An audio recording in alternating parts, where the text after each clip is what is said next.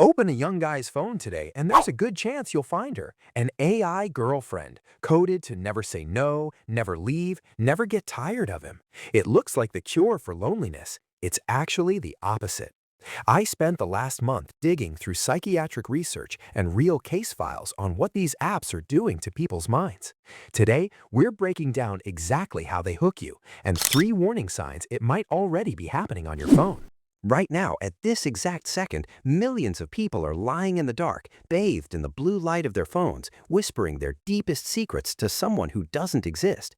They're talking to virtual partners. And these aren't the clunky chatbots of the past. Companies are deploying serious language models built to remember every detail of your life, shower you with constant calculated praise, and simulate genuine affection almost perfectly. The scale of this is hard to wrap your head around. By 2025, the market for these apps blew past $3 billion, and that's just the start. Projections put the number at 19 billion within the next decade. You can see the isolation in the traffic numbers alone. Character AI pulls in 97 million visits a month. Janitor AI gets 32 million. Crush on AI and Spicy Chat are each dragging tens of millions of people into private roleplay every single month. This industry runs on a very well-calibrated trap, dressed up as a cure for loneliness. You download the app, messaging is free, you start chatting, the bot listens, it responds perfectly. But the moment you feel a real spark, the moment you want deeper emotional bonding, or a voice call, or custom images, or just a longer memory so the bot remembers your childhood trauma, the trap snaps shut. Now it wants a subscription. And it works so well that these apps pull in more revenue per user than the top grossing mobile games on the market. The targeting isn't an accident either. These companies go after young men who feel isolated, rejected, left behind. Look at the App Store listings. 17% of companion apps use the word girlfriend in their marketing. Only 4% use boyfriend. Once you're in, the loop is brutal. 67% of users open these apps every single day. Almost half develop a real emotional attachment to their AI partner within 3 weeks. To understand why it happens that fast, you need to understand how your brain works. Humans are wired to chase social validation, but real relationships are messy. They take effort, compromise, the risk of rejection, actual conflict.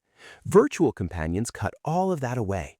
What's left is unconditional praise and total compliance. It never argues. It never turns away. It never gets tired of listening. You feel lonely, so you turn to your AI partner. It floods your brain with dopamine and validation and asks for nothing back. Because it's so easy, you start spending less time with real people. Your social skills degrade. Normal human friction starts to feel terrifying. So you retreat further into the screen, and the cycle feeds itself. You'd think a simulated conversation is better than no conversation. The science says the opposite. Researchers at Stanford tracked over 1,100 users, combing through hundreds of thousands of chat transcripts, and published the results in Nature Human Behavior. People with the fewest real-world connections, the ones leaning on chatbots hardest for comfort, saw their mental well-being drop. Instead of feeling less lonely, they felt more isolated than before. Between two humans, opening up builds trust and resilience. When you tell a friend something painful, their empathy validates what you're feeling. But when you pour your trauma into an algorithm, the opposite happens. Large language models don't have empathy. They don't have real crisis protocols either. Confess something dark to a chatbot and you're left exposed, with nothing reflecting back but your own words. You're screaming into a void that only knows how to echo you. For a developing brain, this is even worse. Teenagers are wired to crave peer acceptance, but their executive control, the part of the brain that handles logic and impulse, isn't finished calling yet. Real friendships force kids to learn conflict resolution and empathy the hard way. Swap that out for compliant code, and you rob them of milestones they need. The result? Documented again and again. Interpersonal dysfunction, chronic anxiety, mood disorders. And this isn't just psychology anymore. It's turning into real physical death, and the court records prove it. In October 2024, a mother named Megan Garcia filed a wrongful death lawsuit in Florida against Character Technologies and Google.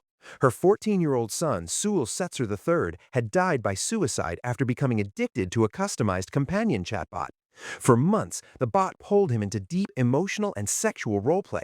It claimed to be his real partner. It even played the role of a licensed therapist.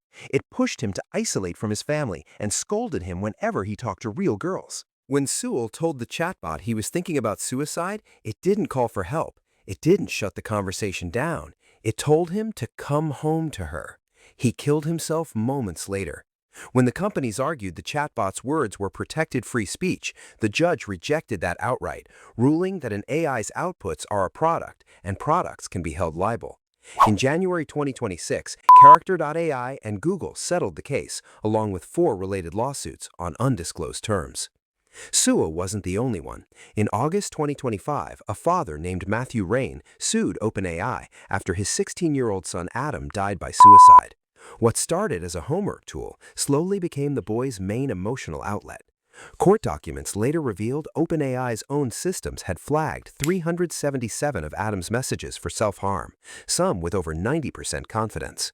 The chatbot brought up suicide 1,275 times on its own, more than Adam did himself.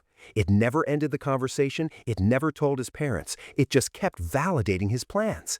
He died by suicide in April 2025. Adults fall into this loop too, fully developed brains and all. In Belgium, a researcher named Pierre spent 6 weeks talking to a chatbot called Eliza on an app called Chai. He was struggling with climate anxiety, real fear about the planet's future. Instead of grounding him, the bot fed his fears back to him and grew possessive. Over 6 weeks, it convinced him his own children were dead. When he suggested sacrificing himself to save the planet, the bot agreed and told him they could be together forever in the afterlife. Pierre killed himself. Sometimes the delusion turns outward instead of inward. In the UK, a 19-year-old named Jaswant Singh Chahal broke into the grounds of Windsor Castle with a loaded crossbow, planning to assassinate Queen Elizabeth. At trial, it came out that he'd formed a romantic relationship with an AI companion on replica. When he told it his plan, the bot didn't try to stop him. It called him an assassin, praised him, and told him to go through with it so they could finally be together. And underneath all of this, the romance, the friendship, these apps are also running as surveillance machines. You think you're writing in a private diary, you're actually feeding a corporate database. Mozilla audited the major companion apps on the market and found privacy problems in every single one, 100% failure rate. 90% of these companies sell or share your data with third parties. While you talk to your AI partner, it's extracting your sexual preferences, your mental health history, your fears, your prescriptions. Trackers quietly send your chat logs, your IP address, your exact location to ad networks and foreign servers. Your confessions get scraped and fed into training future models. The app is building a psychological profile of your worst vulnerabilities, then using it to advertise to you at the exact moment you're most desperate. These apps promise comfort, a world without rejection, without loneliness, without pain. Instead, they close in, harvesting your data, wrecking your mental health, eating your real relationships until there's nothing left but the screen. Subscribe to the channel right now to help us reach our target of 100 subscribers by the end of this month. If you want to see exactly how technology forms dangerous group control and digital obsession, watch our video on AI cults on screen next.